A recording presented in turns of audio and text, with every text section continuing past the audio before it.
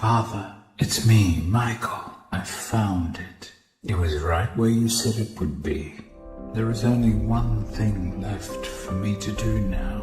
I'm going to come find you. Nope. Nuh-uh, not touching it. No, sirree, Bob. No way. You can mechanically wheeze all you want, Michael Eggs Benedict, Afton, Purple Guy, Jingleheimer, Schmidt, but I am not spending another 20 minutes trying to piece together whether you're Springtrap, whether you're Purple Guy, whether you're a second Purple Guy, and whether all of this requires yet another rewrite of the timeline. I am not doing it. At least not until the next book comes out in June. Nope, no siree doggo. Today, the series that prompted lore-based theories to flood this channel is getting the old school game theory treatment. That's right. Today, I'm tackling the science of Five Nights at Freddy's.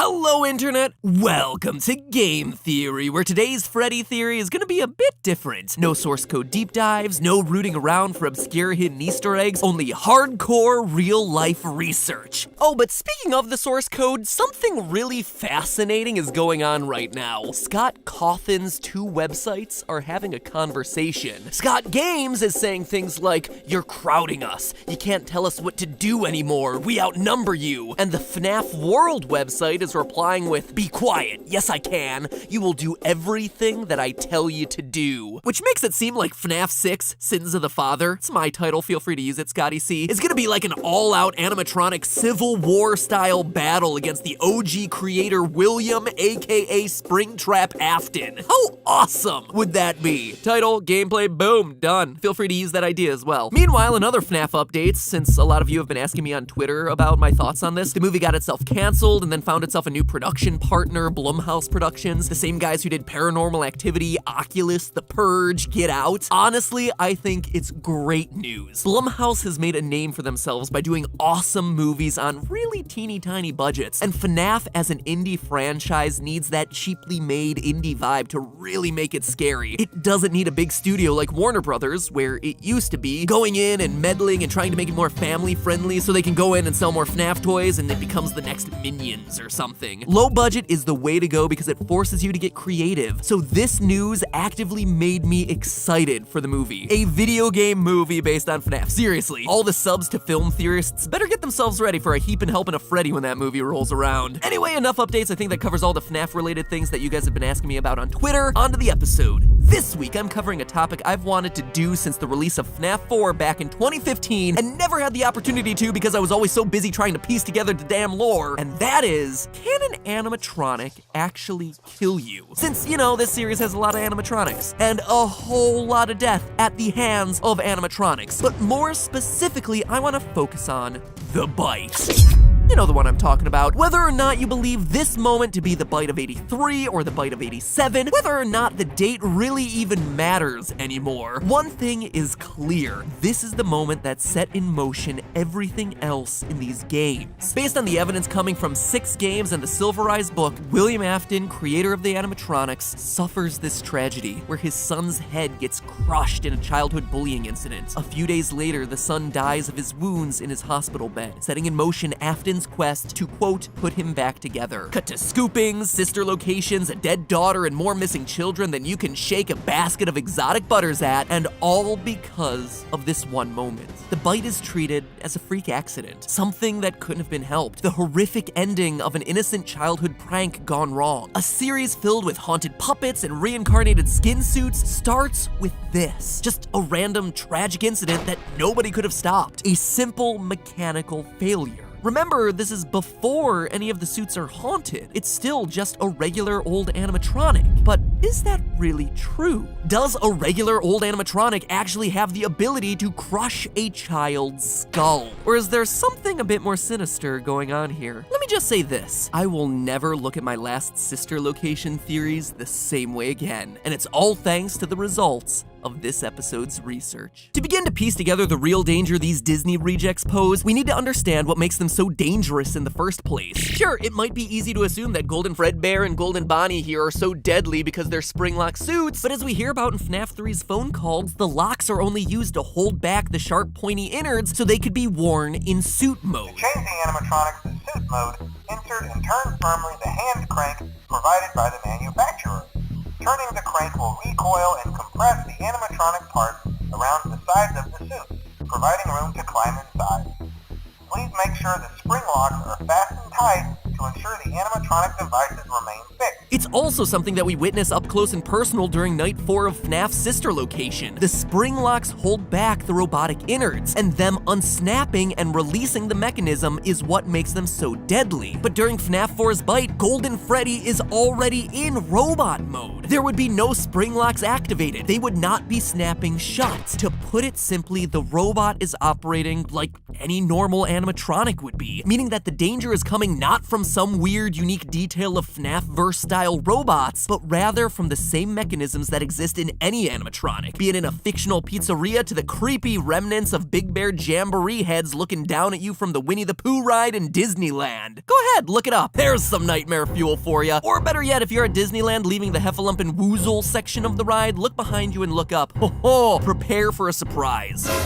Anyway, all things considered, to truly unwrap this theory, we need to know how normal animatronics actually work. Enter a man named Vern Grainer, an engineer who used to build robots for Chuck E. Cheese. Turns out, how these things are built is actually a closely guarded trade secret, because I can pronounce my awas. But in an article he did for Nuts and Bolts magazine back in 2009, he confirmed that almost every entertainment robot on the planet is built from one core technology: pneumatic actuators. What are those? Well, yo, listen up then. Ya homies know that when all the sickest ballers want to pimp out their bangin' rides, yo, they install hydraulic lifts in their undercarriage, like Ramon from the Cars movie? Well, where hydraulics use oil and fluid dynamics to do that sweet lifting, yo, pneumatics use air pressure. You build up a bunch of air pressure and then release it. That release moves whatever you want: a piston, a pulley, the deadly grin of a lifeless singing bear. They're used in everything from robots to build cars to the jaws of, well, Jaws at Universal Studios. Now, Grainer doesn't specify how powerful the pneumatic actuators in a Chuck E. Cheese-style robot's mouth would be, but we can go ahead and calculate a rough estimate. Whereas other actuators in the body and legs would have to be more powerful since they're moving larger, heavier chunks of robot, the ones in the mouth are smaller, more delicate. They only have to move a couple of ounces of plastic and metal for the jaws, teeth, and cheeks. The pneumatic tubes themselves are also only a couple inches long, meaning that they can only build up so much air pressure. All things considered, you're only gonna need about 40 PSI of air pressure max to do all of that. That's not a whole lot. It's like the pressure created from a strong breeze. So how the heck do a handful of small pistons powered by air create enough force to crack a child's skull wide open?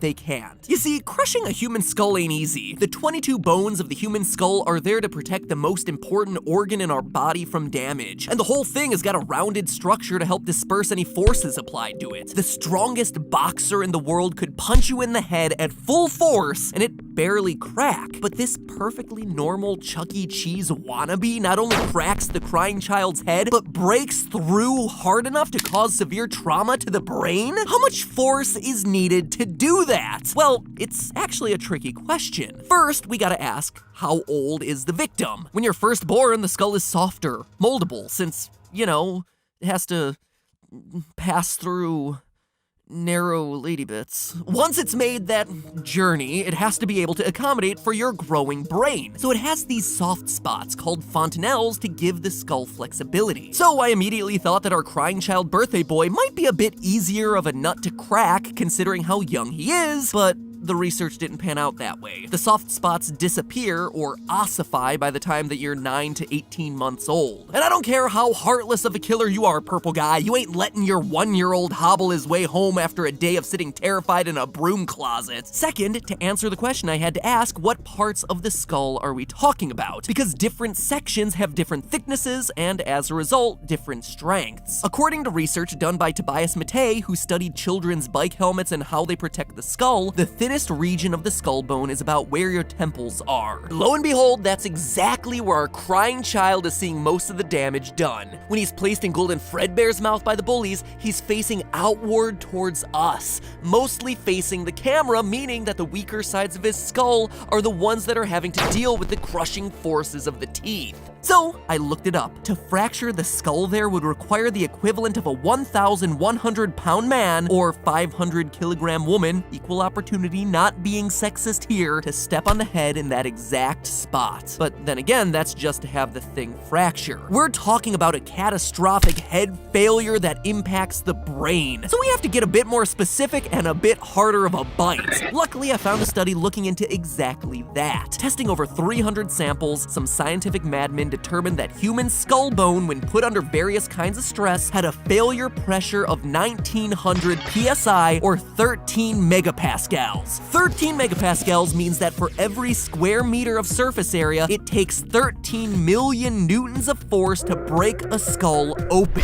Now, obviously, that number is hard to imagine without me giving you a real-world example of what it feels like. The challenge, though, is to accurately represent that pressure, we need to know how that pressure is being delivered. If I'm delivering a lot of pressure onto a small point, it's gonna do a lot more damage than if I deliver that same amount of pressure across a wider surface area. Think of it like the difference of stepping onto a single nail versus laying on a bed of nails. One's a bloody good party trick, the other is just bloody. So think about it this way. 1 megapascal of pressure is about the pressure of an average human bite. We're talking 13 times that. That is a lot of pressure. And in our case, that pressure is being delivered by small animatronic teeth clamping down on either side of the crying child's head. So a whole lot more like that single nail example than the bed of nails. But to find out just how powerful and deadly these teeth are, we're gonna need one thing: pixel measurements. We need to know the surface area of Freddy's teeth so that we can figure out how much force minimum those teeth are delivering. Now, obviously, we're gonna have to approximate a bit since the game contains no real measurements to go off of, so instead I started with Freddy's face. It's an Easter egg I never really addressed in the theories, but way back in vanilla FNAF 1, lots of theorists were talking about an oddly shaped smudge on Freddy's face. This smudge is in the shape of a handprint. Now granted, it isn't a golden suit, but as we see in that game, the two are comparable in size. Given that the average human hand is about 18.89 centimeters long, we can use this handprint to scale everything else. Freddy's head then is 32 centimeters wide, or about twice as wide as an adult human's head, which makes a lot of sense. You need something big enough to serve as a costume. Now, using a combination of images from different angles, we can use this to determine the dimensions of one tooth, which comes to 1.4 square centimeters. It looks like he was bitten with 8 teeth, 4 on the top and 4 on the bottom. This gives us a total surface area of 11.26 square centimeters. So, using the power of math, we can use this figure to determine how much force each tooth is biting down with. And that number is bone-chilling: 14,758 newtons. Why is that a bone-chilling number? Because that's the strength that a full-grown crocodile bites with. It's almost the strength of a great white shark bite. In order to deliver that amount of force, you would need 2 high-end industrial-strength pneumatic actuators. These things are as long as your arm, and they need their own dedicated compressors pumping out 100 pounds per square inch. I mean, your own teeth would crack if you bit down with that kind of force, and it is most certainly way overkill for moving the mouth of some cheap mascot at a sad sack themed restaurant. It's almost like someone built these things to intentionally be deadly. And there, ladies and gentlemen, is our smoking gun. When we last covered the lore of this series, myself, as well as other FNAF theorists like Treacicle and Dawko, concluded that William Afton was driven to his murderous rampage by tragic circumstances. His son was killed in the jaws of that machine, and so he dedicated his life to twisted experimentation on other children to bring his son back. Sure, it doesn't mean that William Afton kidnapping and killing tons of kids is okay, but it does make us sympathize with him a little. He was driven to madness by this immense sadness. But if all this science today is truly correct, it proves that he was a madman all along. That even in the earliest days of Fredbear's Family Diner, William was making suits designed to kill, with mechanisms way overpowered for what they were meant to do. Any normal animatronic would have left the crying child with a few scratches, maybe some psychological scars, but that's about it. He'd be alive. But Afton, being the psychopath that he is, had other intentions. Not only did he create a deadly system with the spring locks, but even the basic robotics of his mascots were built to kill, something that he would continue to do throughout his career, particularly with the Funtime series. We all thought it was a freak accident that killed Afton's son, but at the end of the day, this death was completely avoidable. It was all Afton's fault. He only has his own twisted experiments to blame, claiming first his son and eventually his daughter too. Man, I gotta say, that really bites. But hey, that's just a theory. A game theory. Thanks for watching. 6 whole months since a FNAF theory?